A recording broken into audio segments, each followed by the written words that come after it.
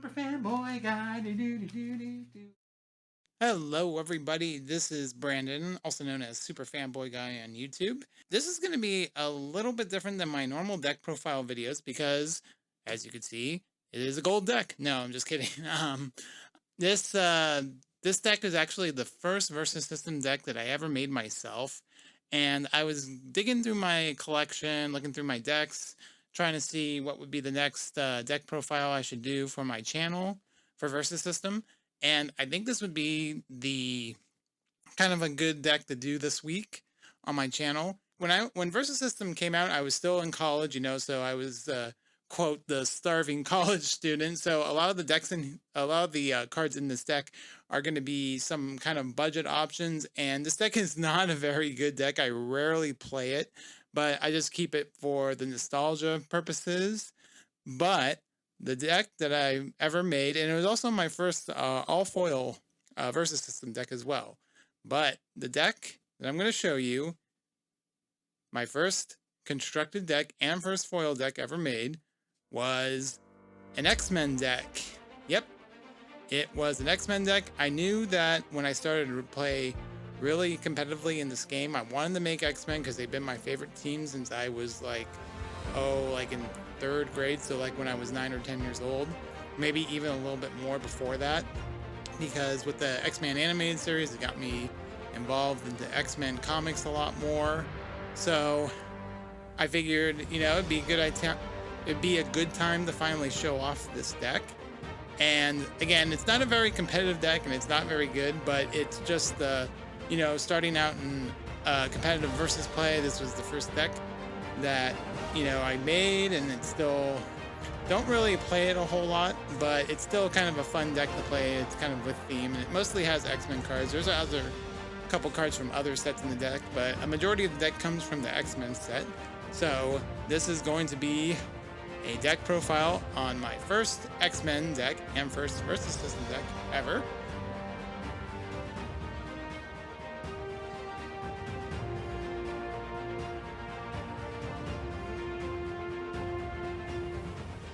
Okay, so starting with our character cards, we have 4 copies of a 1-cost character, which is going to be Archangel Angel. He is a 2/1 with flight and range, and he has the mutant physical trait. When Archangel comes into play, you may discard a card. If you do, search your deck for an X-Corp card, reveal it, put it into your hand, and shuffle your deck. Next, for the 2-cost characters, we play 4 copies of Longshot, Hero of Mojo World. He is a 2/3 with range, and he has the Reservist ability, pay 0 endurance. Look at the top 4 cards of your deck. Put 2 of those cards on the bottom of your deck and the rest on the top of your deck in any order. Use this power only once per turn and only during the recovery phase. Moving to the 3-cost characters, we play 2 copies of X-23, Laura Kinney. She's an 8/4. She has the mutant physical attribute, or trait, I think is what they call it in this game. As an additional cost to recruit X-23, discard 2 cards. While you control another X-Men character, X-23 has the X-Men team affiliation. And I just want to note that she does have no team affiliation right here, but since most of our guys are X-Men character card, she's going to most likely gain the X-Men team affiliation. I also want to mention with her, the only reason why I put her on the deck is because she was the only high attack 3-cost character I had access to during the time I made this deck, so she probably really doesn't need to be in here, but I like just kind of putting her in because I like the artwork, and it's just kind of a cool card to have in the deck. Next, for 3-cost characters, we play 3 copies of Beast, Feline Geneticist. He is a 5/5. He has the mutant physical trait, pay 0 endurance. Search your deck for an equipment card, reveal it, put it into your hand, and shuffle your deck. Use this power only once per turn and only during the recovery phase. Moving on to our 4-cost characters, we play 2 copies of Professor X Headmaster. He is 7/8 with range. He has the mutant mental trait, pay 0 endurance, draw a card, use this power only once per turn and only during the recovery phase. He has a leader ability. Characters adjacent to Professor X have the X-Men team affiliation. Now, I just also want to say that I would have probably played 4 copies of him instead of 2, but you know, when I first made this deck, I only had access to 2 of him, so obviously if I was going to update this deck, I would probably play the 4 copies of him, but he was also hard to find foil back then, and I think he might still be kind of hard to find foil today. Next, we have 3 copies of Psylocke, the Armored Empath. She is an 8/7 with range. She has the Mutant Mental trait. Discard a mental card. Negate target effect from a non-ongoing plot twist. Use this power only once per turn and only if a mental character you control is attacking or defending. Next, for 5 cost characters, we play 1 copy of Archangel, Angel of Death. He has flight and range. He's a 10/7. X-Men attackers with flight you control cannot be stunned while attacking a defender without flight or range. The next 5-drop we have in this deck is probably one of the most coolest looking versus system cards that is probably one of my favorites, and that's going to be the Emma Frost, Friend or Foe. And I just want to make a note with this card that this Emma Frost comes in the, like, this foil is like her in her diamond form, and the non-foil one didn't really look that way, but I'll put a picture of the non-diamond one, the non-foil one on this video so you guys can see it. But I always loved this foil. It was always one of my favorites, so that's why I figured I had to put it in this deck. But anyways, she is a 9/9 with range. She has the Mutant Mental trait. Recruit Emma Frost only if you control a mental character. Discard a mental card. Turn target face-up resource you control face down. Use this power only once per turn. And actually, I think the camera captures her pretty well, so it looks pretty nice. Ooh, nice and shiny. And finishing up our 5 cost characters, we play 3 copies of Wolverine, the best at what he does. He is a 11/7, and he has a really cool effect. Whenever Wolverine becomes stunned, recover him at the start of the recovery phase this turn. So kind of like a built-in healing factor for the card. So yeah, Wolverine. And oh, I forgot to mention, he has the Mutant Physical trait. Okay, so now we're going to move to our 6 cost characters. We play 1 copy of Jean Grey Red. She has flight and range, a 12/12. She has the Mutant Mental trait. Discard a mental card. Replace any number of face-up resources you control. Use this power only once per turn. Next, for our 6 cost characters, we play 3 copies of Colossus Organic Steel. He is a 13/12. He has the Mutant Physical trait.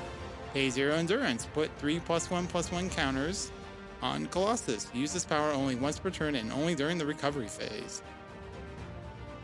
And also, for people that may have not seen this yet, let me just put this aside, but I do have, sorry, I accidentally bumped it right there. So for the people who haven't seen this before, we got the stackers of him and Wolverine. So you can see that he's kind of, see if I can position so my camera can pick it up. But yep, it's connecting artwork. You can see Colossus doing the fastball special with Wolverine. So yeah, I just wanted to make a quick note of that. Moving on to our 7 cost characters, we play 1 copy of Juggernaut the Unstoppable. And he is a 17/15. Whenever Juggernaut stuns a front row defender, you may stun target support row character in the same column as that defender. Next, for our 7 cost character, we're going to play 1 copy of Rogue Anna Marie. She has flight, a 16/14. She has the Mutant Energy trait. Whenever a rogue stuns an attacker, gain endurance equal to that character's cost. And finishing it off with our character card, we play 1 copy of Rachel Summers Phoenix, Phoenix of the Future. And she is a 19/21 with flight and range. She has the Mutant Mental trait. She's a reservist. Your opponents cannot play plot twist while you control another mental character. So as we talked about the characters, we mentioned that there is the 3 cost beast that searches for equipment. And the equipments that we play in this deck, we play the 3 package of the Fate artifacts, which is the Helm of Naboo, the Cloak of Naboo, and the Amulet of Naboo. So what the helm does, it is unique, concealed, optional. Equipped character can be equipped with any number of Fate artifacts. gets +1 attack and gains the identity of Dr. Fate. When Helm of the Doom comes into play, draw a card for each Fate artifact you control, then discard a card for each card you drew this way. And then the Cloak of Naboo also has unique, concealed, optional.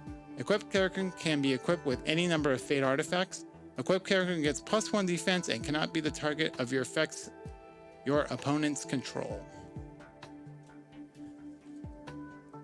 So next we have the Amulet of Naboo. It is also unique, concealed, optional. Equipped character can be equipped with any number of Fate artifacts. Equipped character gets +1 attack and +1 defense for each Fate artifact you control and has flight and range. Moving to our location cards, we play 3 copies of X-Corp Paris. Activate, look at the top X cards of your deck, where X is the number of X-Corp locations you control. Put any number of those on the bottom of your deck and the rest on the top of your deck in any order. Next, for our 1-cost locations, we play 2 copies of Madripoor. Front row X-Men characters you control get +1 defense. Support row X-Men characters you control get +1 attack. Next, with our 2-cost locations, we play 3 copies of X-Corp Hong Kong. And what this card does is activate target X-Men character you control and all other characters you control with the same cost get +1 attack this turn. And finishing with our 2-cost location cards, we're going to play 4 copies of Worthington Industries. Activate, reveal the top 3 cards of your deck. You may put 1 revealed X-Men character card into your hand. Put the remaining cards on the bottom of your deck. If you put a card into your hand, discard a card. Finishing our location cards with our 3-cost locations, we play 3 copies of X-Corp Amsterdam. Activate, target X-Men character you control gets +1 defense this attack, or you can activate KO X-Corp Amsterdam. If you do, search your deck for a team-up card, reveal it, put it face down into your resource row, and shuffle your deck. Use this power only if you control an X-Men character. So we only use this location for the top portion of the effect. The activate, target X-Men character you control gets +1 defense this attack. Okay, moving on to our plot twist cards, we're going to start with our 1-cost plot twist, which is going to be 1 copy of Psychic Armor. Target character has flight and range this turn and gets +2 defense while attacking this turn. Psychic Armor has the mental trait in your hand, deck, and KO pile. Now, this card is definitely something that could be replaced. It was just, again, I didn't have a lot of cards to work with when I first built this deck when I was in college. So you could definitely replace this for something else if you wanted to, but I also thought it was nice to kind of put in the deck as, you know, you could discard this card with Emma Frost, or, you know, pretty much, I think that's the only reason why, just to have more mental stuff to discard for Emma Frost. But again, if I might take this deck out in the future and replace it with something else, but it was just my first attempt at making a versus system deck, so, and I never really changed it a whole lot since then, so. But moving on to our 2-cost plot twist, we play 2 copies of Kill or Be Killed. And what this one does is target physical attacker or defender you control gets +3 attack this turn. Alright, next for 2-cost plot twist, we play 3 copies of Turnabout. Target X-Men character you control gets +3 attack and +3 defense this turn while attacking a character with greater cost or defending against a character with greater cost. So if I remember correctly, I think this card was reprinted in the Marvel Legends set. So it's a really good X-Men pump card, but obviously, you know, Savage Beatdown or other stuff like that could be a little bit better. But, you know, for a +3/+3 just to be an X-Men character and to have it be attacking or defending against a higher cost character could be pretty decent, I think. Next, we play 3 copies of Snicked. And what this one does, as an additional cost to play Snick, discard an X-Men character card. Target attacker or defender you control gets +4 this attack. +4 attack this attack. And the last plot twist in our deck, a 3-cost plot twist, a very popular X-Men themed plot twist card that a lot of people in the community are very familiar with, and that is going to be 3 copies of Bamf. X-Men characters you control cannot be stunned while attacking this turn. Okay, so we're going to talk about some of the strategies of the deck. And the first one I want to point out is I want to come back to this Emma Frost for a minute. So what her effect is you can discard a mental card. So it can be either a mental character card or maybe the Psych Armor that has the mental attribute, as long as it's in your hand, deck, or KO pile. So Emma Frost, let's say we discard the Psylocke to the KO pile. We can now turn a Plot Twist we control face down, and it can be either like some type of pump spell that you use, or you can turn down Bamf too, which could be pretty good because it gives you another attack where your X-Men characters can't be stunned. Or again, you can also turn down a face down attack. So that's kind of one of the cool things that I like to do with her. And obviously you need to have a mental character out the player. So ideally you would want to have Psylocke or the 4-drop Professor X as your other mental character to play. So that is one thing you can do with the deck.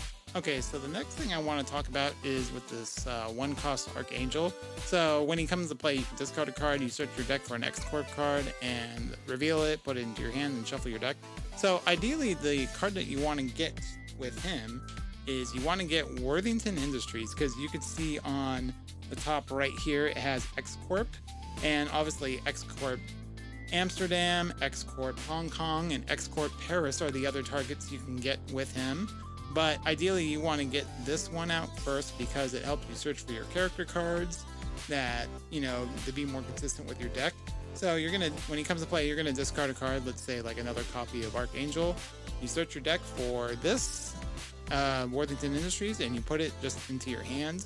So I just wanted to point out that Worthington Industries is like 95% of the time I'm going to search for it with him, unless I already have this in my hand, and I'll try to get one of the other X-Corp locations as well. But yeah, Worthington Industries is the card that you want to get, 95% of the time.